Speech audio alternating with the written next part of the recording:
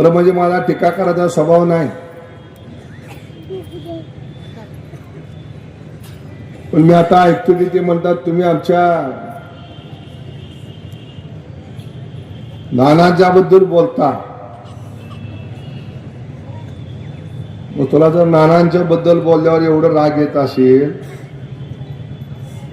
तर ज्या माणसाने ह्या शहरासाठी तालुक्यासाठी हयात घालवली त्या मोठ्या मालकाच्या कामाचा 40 वर्षाचा हिशोब तुम्ही दोघं नवरा बायको मागताय. मला किती राग येत असेल. तुमचा जन्म पण नव्हता तेव्हा मालकाने आयुष्यात राजकारण सुरू केलं. सायकलवर फिरून जुनावर फिरून जुन्या पिढीला विचारा, इथे येणाऱ्या प्रत्येक माणसाला ज्या ठिकाणी न्याय देण्याची भूमिका मोठ्या मालकाने घेतली. इथं शिंगणसर आहे, स्वर्गीय औदुंबर अण्णा, स्वर्गीय मोठे मालक यांनी या पंढरपुरामध्ये औद्योगिक क्रांती व्हावी, कृषी औद्योगिक क्रांतीचं स्वप्न बघितलं, कारखानदारी उभा केली, उजनीचं पाणी गावागावापर्यंत पोहोचवलं, एमएससीबीची लाईट दिली आणि या तालुक्याचा दुष्काळी म्हणून जो शिक्का होता तो दुष्काळी शिक्का गेल्या 40 वर्षामध्ये पुसण्याचं काम केलं. विचारताना 40 वर्षात काय केलं. 1978च्या सालात कारखाना सुरू झाला. 75 साली कारखान्याचं रजिस्ट्रेशन होतं. त्यावेळेस या तालुक्यात 1.25 लाख टन एवढा सुद्धा ऊस उपलब्ध नव्हता. तहसीलदार सर्टिफिकेट देत नव्हते. ज्या तालुक्यात 1 लाख 1.25 लाख टन ऊस उपलब्ध नव्हता त्या तालुक्यामध्ये आज 40 लाख टन ऊस तयार होतोय. 20,000पेक्षा अधिक एकर द्राक्ष लागवड होती, डाळिंबाची लागवड होती. जी मार्केट कमिटी 1 कोटी 2 कोटीच्या पुढे नसायचं ती आज 500-550 कोटी रुपयाचा टर्नओव्हर करते. 2,500 कोटी रुपयापेक्षा अधिकचं उत्पन्न शेतीमधनं या तालुक्यात तयार होतं. ह्या तालुक्यात या पंढरपूर शहरामध्ये 1995 सालापर्यंत आपल्या भागातल्या टोपली संडासामधली विष्ठा आमच्या मेहतर समाजाच्या माता भगिनी पुरुष मंडळी डोक्यावरनं आणि हातगाड्यातनं वाहून नेत होत्या. त्या गावामध्ये एकही रस्ता डांबरी त्या काळात नव्हता. एक थोडा कुठला तरी असेल कॉलेजचा रस्ता आणि हा रस्ता. आता सगळीकडे कच्चे रस्ते होते. गावागावामध्ये कचरा कुंड्या असायच्या. सगळीकडे सांडपाणी व्हायचं ओढ्यानं नाल्यानं. रस्त्यावरती लोक शौचाला बसलेली असायची. जसं एखादं खेडं असतंय तसं हे पंढरपूर होतं. पण तुम्हाला हे माहित नाही कारण तुम्ही तेव्हा पाळण्यामध्ये होता. अशा या शहराला रूप देण्याचं काम स्वर्गीय मोठ्या मालकाने 40 वर्ष आपल्या आयुष्यातली खर्ची घातली. 1965 साली पहिल्यांदा मालक या राजकारणामध्ये आले आणि 65 सालापासून 2020 सालापर्यंत जवळजवळ किती वर्ष झाली. 35 आणि 20 55 वर्ष या गावातला या तालुक्यातला व्यापारी असेल, शेतकरी असेल, मजूर असेल, कामगार असेल, या सगळ्याकरता या ठिकाणी काम करण्याची भूमिका घेतली. तुम्हाला या गावचा काही संबंध नाही काय नाही. तुम्ही जर माझ्या चुलत्याची 40 वर्षाला मला विचारायला लागला मी बोलल्यावर तुम्हाला करळ का लागतो. अख्खी हयात त्या माणसाने या शहरासाठी घालवली. आम्ही आता राजकारणात आहे 10-15 वर्षात 20 वर्षात. काय होतं या पंढरपूर शहरामध्ये. तुम्ही म्हणता तुम्ही काय केलं? 1995 साली या जुन्या पंढरपूरची सगळी ड्रेनेज व्यवस्था तयार केली. 15 कोटी रुपये आदरणीय पवार साहेब तेव्हा मुख्यमंत्री होते आणि 26 किलोमीटरची ड्रेनेज लाईन अनिल नगरच्या त्या कोपऱ्यापासून इकडं भक्ती मार्गापर्यंत हा सगळा जुना पंढरपूरचा भाग त्या ठिकाणी संडास टोपली संडास मुक्त करण्याचं काम त्यावेळेस मालकाने हातात घेतलं. 2005 साली दुसरा टप्पा केला. 37 कोटी रुपये खर्चून 60 किलोमीटर. तिसरा टप्पा केला. मी 2016ला विधान परिषद सदस्य झाल्यानंतर देवाभाऊंकडनं पैसे आणले 68 कोटी रुपये आणि जवळजवळ 80 किलोमीटरचा वरचा उपनगरातला टप्पा ह्या ठिकाणी केला. तुम्हाला सगळ्याला माझी विनंती आहे, तुमच्या माध्यमातून ह्या सगळ्या पत्रकारांच्या माध्यमातून नागरिकांना, ही पंढरपूर नगरपालिका फक्त तुमच्या घरपट्टीवरती आणि पाणीपट्टीवरती काम करते. 13 कोटीची घरपट्टी आहे, 6 कोटीची पाणीपट्टी आहे. या शॉपिंग सेंटर दुकानाच्या भाड्यात मिळणारे 1.5 कोटी रुपये, 20-21 कोटी रुपये खर्च या उत्पन्न या नगरपालिकेचा आहे. 6 कोटी रुपये तुम्हाला जे घरात पाणी दिलं जातं त्याचं लाईटचं बिल आहे. घरातलं सांडपाणी जे वाहून जातं त्याचं लाईटचं बिल आहे. ड्रेनेज स्वच्छ करायचं आणि ड्रेनेजचं पाणी शुद्ध करून नदीत सोडायचं 2.5 कोटी रुपये. 400 किलोमीटरचे रस्ते या शहरात, त्या रस्त्यावरच्या दिवाबत्तीचं लाईट बिल आहे 2.25 कोटी रुपये.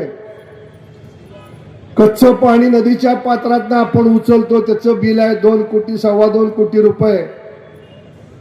तुमच्या आणि माझ्या घरात सकाळी जो रोज कचरा तयार होतो घंटा गाडीतनं आपण नेतो, किती कचरा होतो या शहरामध्ये रोज या शहरामध्ये 40,000 किलो एवढा कचरा आपण घरात आणि रस्त्यावर तयार करतो. आणि हा कचरा इथून न्यायचा, त्याचं वर्गीकरण करायचं, खत बनवायचं, शेतकऱ्याला द्यायचं, त्याचा खर्च आहे 3.5 ते 4 कोटी रुपये. आणि मग 21 कोटीचं उत्पन्न असणारी नगरपालिका, त्यातले 16-17 कोटी रुपये हे अनुत्पादक कामावरती होत आहे. फक्त पाणी उचलायचं, पाणी द्यायचं, घाण पाणी उचलायचं, ते शुद्ध करायचं, नदीत सोडायचं, कचरा न्यायचा आणि कचरा विल्हेवाट लावायचं. मग राहिलेल्या 3 कोटी 3.5 कोटी 4 कोटी रकमेमध्ये या शहरातली 265 किलोमीटरची पाण्याची पाईपलाईन,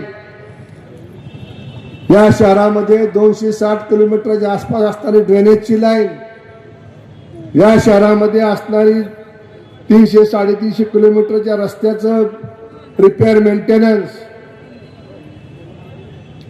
ही सगळी कामं नगरपालिका 3 ते 4 कोटी रुपयामध्ये करते. आणि नागरिकांची अपेक्षा आहे की नगरपालिकेनं आमच्या भागात नवीन रस्ते केले पाहिजेत, नवीन ड्रेनेज बांधलं पाहिजे, नवीन पाईप टाकल्या पाहिजेत, पाण्याच्या टाक्या बांधल्या पाहिजेत.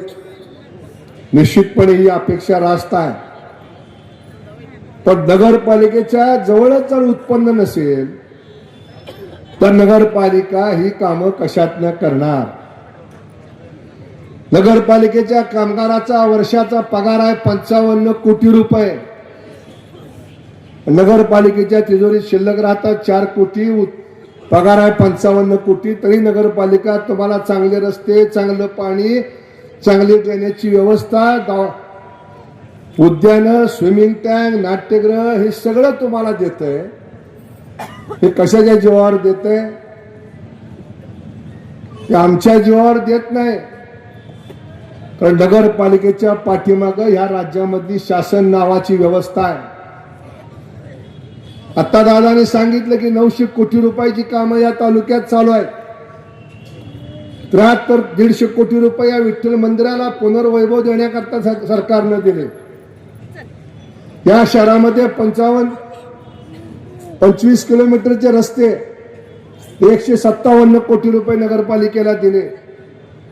या शहरातली जी पाण्याची व्यवस्था आहे की जी 1970च्या आसपास झाली, स्वर्गीय औदुंबरांना आमदार असताना, त्या व्यवस्थेला आज जवळजवळ 65 वर्ष होत आली, 65 ते 75 वर्ष. 65 वर्ष होत आली ती व्यवस्था भविष्य काळामध्ये कधीही आपल्याला धोका देऊ शकते. 2050 मध्ये या शहराची लोकसंख्या 2 लाख असेल, तिथे येणाऱ्या भाविक 1 लाख असेल, असं गृहीत धरून आता 108 कोटी रुपयाची पाण्याची नवीन व्यवस्था, 24 MLTचे टँक, नदीमध्ये विहिरी, नवीन पाईपलाईनी, 126 किलोमीटरची नवीन अंतर्गत पिण्याची पाईपलाईन, मोठे मोठे पंप, ही सगळी व्यवस्था उभा करण्याचं काम आत्ता सुद्धा या ठिकाणी सुरू आहे. सगळ्या पंढरपूर शहरातली उपनगरापर्यंत ड्रेनेजची व्यवस्था पूर्ण झाली आहे. मग वाखरी पासून इकडे गोपाळपूर पर्यंत हा जो सगळा परिसर आहे या गावाला लागून असणारा, तिथं सुद्धा ही व्यवस्था उभा करायचं काम चालू आहे. 121 कोटी रुपयाचं 106 किलोमीटर लांबीचं ड्रेनेजचं काम या आचारसंहितेच्या पूर्वी या शहरात चालू झालेलं आहे. मलपेवाड्यामध्ये बशीसारखा आकार आहे, वाकरीकडच्या बाजूला चढ आहे, कॉलेजकडे चढ आहे, सगळी घाण खाली येते. तिथं पंपानं उचलून घाण टाकायची व्यवस्था नव्हती. त्या ठिकाणी आता सगळा त्या भागातला सांडपाणी गोळा करायचं, तिथं मोठे पंप बसवायचे आणि लिंक रोडच्या बाजूनं गोपाळपूरला नेऊन त्या पाण्याचं शुद्धीकरण करायचं आणि नदीत नेऊन सोडायची व्यवस्था आता सुरू आहे. 25 रस्ते आपण घेतले कॉन्क्रीटचे, ते तुम्हाला दिसत नाही, तुम्हाला फक्त धूळ दिसती. काय त्यांचं म्हणणं आहे, धूळमुक्त पंढरपूर आणि दहशतमुक्त पंढरपूर. तुम्हाला फक्त धूळ दिसते आहे, झालेली कामं दिसत नाही. एवढी मोठी कामं या शहरामध्ये गेल्या 40 वर्षात झालेली आहेत. या शहरातल्या पाण्याची फक्त 1 टाकी होती आणि दुसरी टाकी होती तर या शेजारच्या राका हॉस्पिटलच्या इथं आणि बडव्या हौदावरनं हे गाव पाणी प्यायचं. 1990 सालापर्यंत या शहराची पाण्याची व्यवस्था ही महाराष्ट्र जीवन प्राधिकरणाकडे होती. नगरपालिकेला त्यामध्ये काही अधिकार नव्हता. 1995 साली अरुण गुजराती साहेब असताना मोठ्या मालकांनी ही व्यवस्था नगरपालिकेच्या ताब्यात घेतली आणि आज तुम्हाला 18 पाण्याच्या टाक्यामधून रोज 30 दशलक्ष लिटर एवढं पाणी तुम्हाला आज या शहराला पुरवलं जात आहे. मी असं म्हणणार नाही की 100% झालंय, कुठेतरी असेल, एखाद्या गल्लीत पाणी येत नसेल, एखाद्या गल्लीमध्ये कुठतरी चेंबरचा प्रॉब्लेम असेल, ड्रेनेज कुठतरी बॅक मारत असेल, त्याच्यावरती अहोरात्र ही नगरपालिका काम करते, सफाई कामगार काम करतात. 2005 सालापर्यंत, 6 सालापर्यंत, 10 सालापर्यंत या गावामध्ये सगळ्या कचऱ्याच्या कुंड्या असायच्या, त्याच्यावरती डुकरं, गाढवं, जनावरं, कुत्री फिरायची. तुम्ही आज जाऊन बघा, ती सगळी व्यवस्था तयार करत आणलेली आहे. गावातल्या कचऱ्या कुंड्या नष्ट करायचं काम झालंय आणि हा सगळा कचरा रोजच्या रोज उचलून काशेगावला नेलं जातोय. दिसत नाही तुम्हाला? 2016 साली तुम्हाला अहवाल दिला होता, ह्याच व्यासपीठावरनं काय कामं करणार आहेत, यातली 80% कामं पूर्ण झाली. या शहरात रस्ते उभा करू, रस्ते उभारण्याचं काम सुरू आहे. या शहरातली जड वाहतूक बंद करू, रिंग रोडचं काम सुरू आहे. आज आनवलीवरून निघालेला माणूस जर सोलापूरला जायचं असेल तर त्याला शिवाजी चौकातनं अर्बन बँकेवरनं सोलापूरला जावं लागतं जड वाहनाला. आज आनवलीपासून काशेगाव, टाकळी, कोर्टी, पंत चौक, वाखरी, तिथं गुरसाळे, कवठाळी, गुरसाळे, आडीव, देगाव 70% रिंग रोडचं काम पूर्ण झालं. या अहवालात मी दिलं होतं तुम्हाला, रेल्वेवरती ओव्हरब्रिज बांधायचा प्रयत्न करू. आज सरगम चौकापाशी आपण ओव्हरब्रिज बांधायचा प्रयत्न केलाय, चालू आहे काम. तर ही महाशय काय म्हणते, अर्बन बँकेत जाण्यासाठी ओव्हरब्रिज बांधायला लागला. काय अवस्था आहे तिथल्या गल्लीची. थोडा जरी पाऊस पडला, पाणी साठलं तर वाहनाला पलीकडे जाता येत. आणि या रेल्वेच्या ट्रॅकमुळे ह्या शहराचे दोन भाग झाले, एक जुनं पंढरपूर रेल्वेच्या खालचं आणि एक नवं पंढरपूर. ह्याला कनेक्टिव्हिटी पाहिजे का नाही पाहिजे?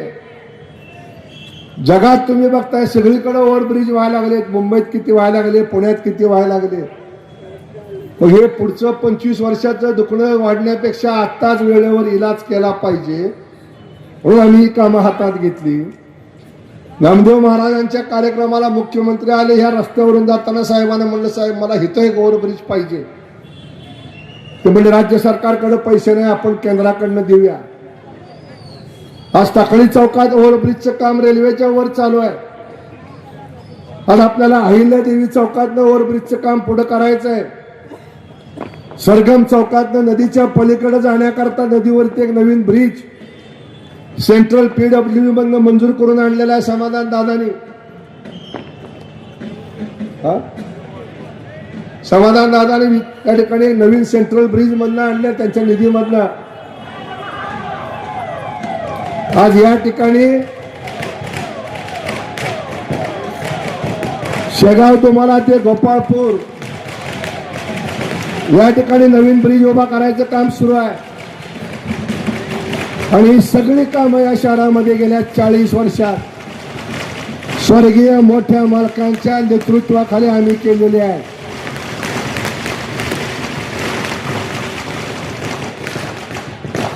आणि त्यामुळं जर तुम्ही मला मोठ्या मालकांच्या राजकीय आयुष्याचा हिशोब विचारत असाल, जयकुमार भाऊंचं हार्दिक स्वागत सगळ्यांनी टाळ्या गजरात करावं. 250 किलोमीटरवरनं आलेत, फक्त 2 तासामध्ये इथं प्रवास करून आले. 2 तासात का आले? तर गडकरी साहेबांनी पंढरपूरला नॅशनल हायवे दिला. ज्याला 4 तास लागले असते 2 तासात आले. हे कामं तुम्हाला दिसत नाही. नॅशनल हायवेचे 7 मार्ग पंढरपूर शहरामध्ये आपण आणून ठेवलेले आहेत. ते काम तुम्हाला दिसत नाही. चंद्रभागेच्या पात्रामध्ये लहान असताना 12 महिने पाणी व्हायचं, आता बंधाऱ्यामुळे पाणी थांबलंय.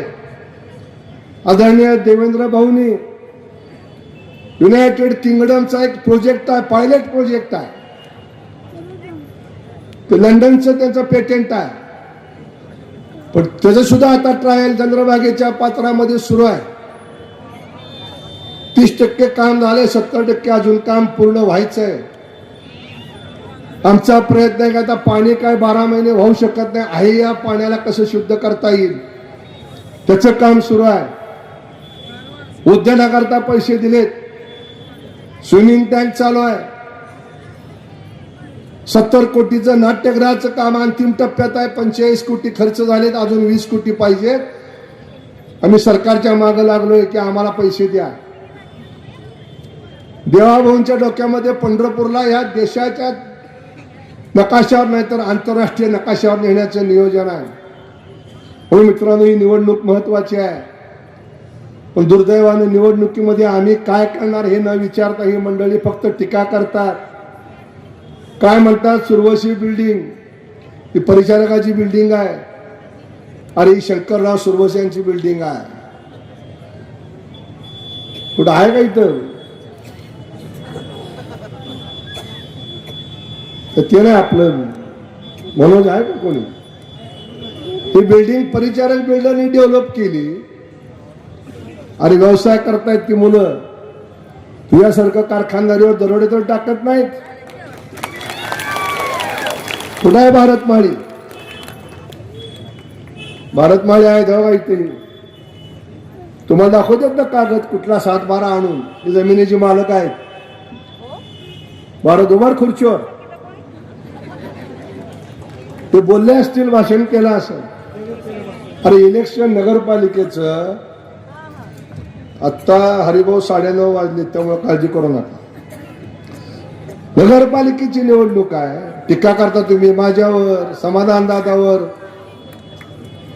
आम्ही तुम्हाला ह्या करता इथं बोलवलंय की आम्ही कमळ चिन्ह घेऊन का आलो.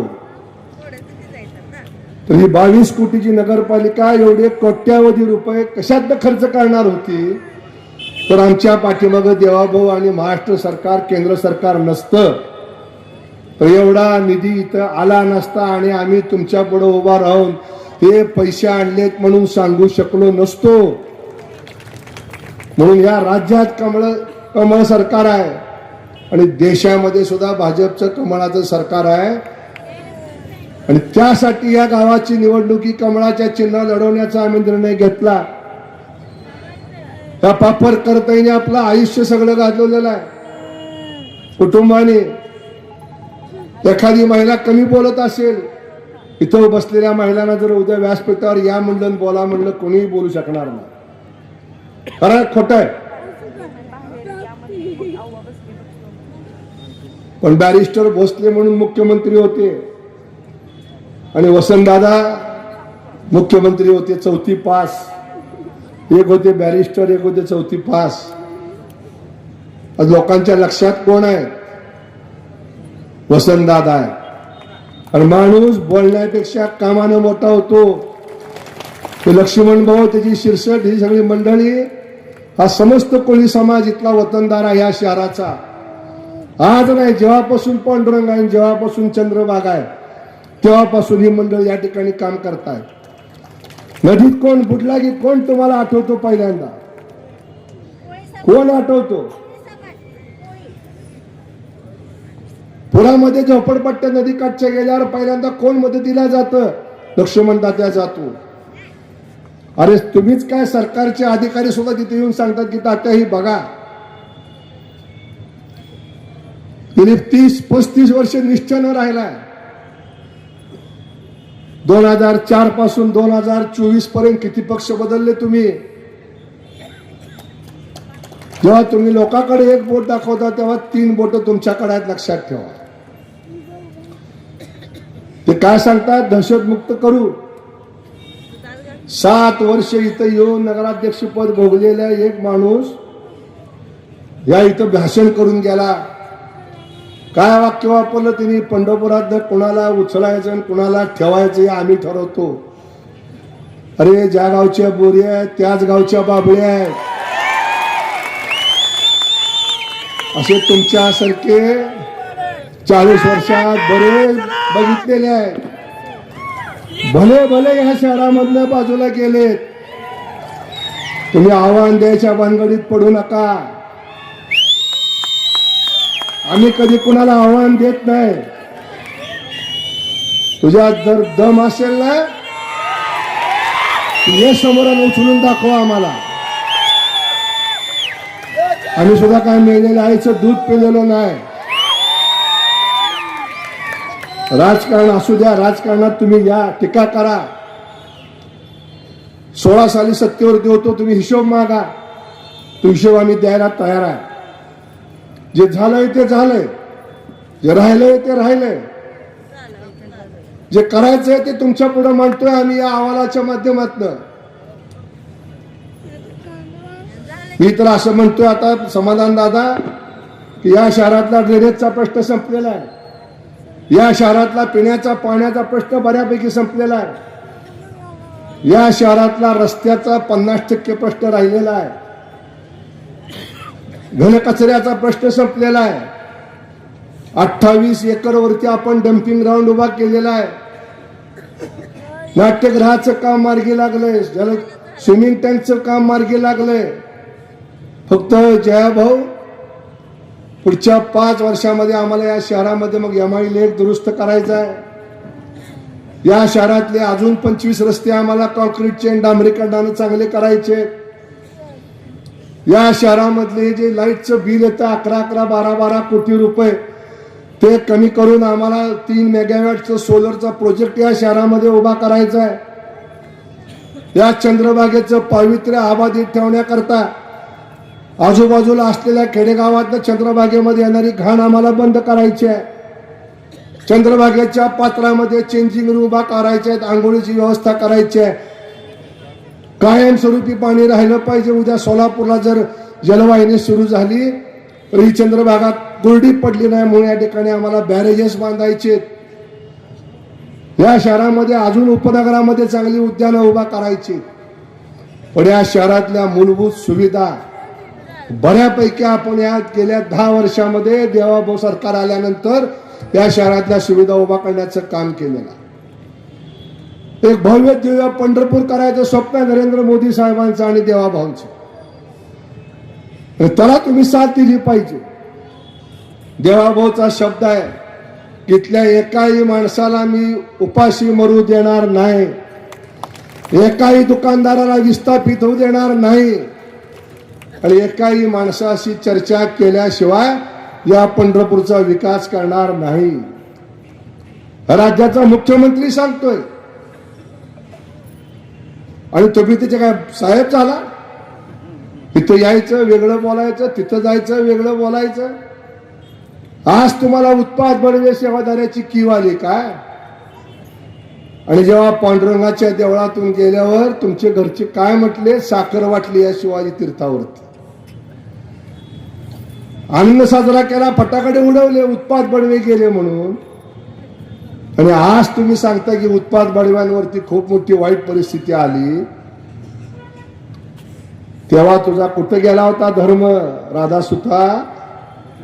आज तू सांगतोय अरे ही ती पापा आम्ही कधी केली नाही.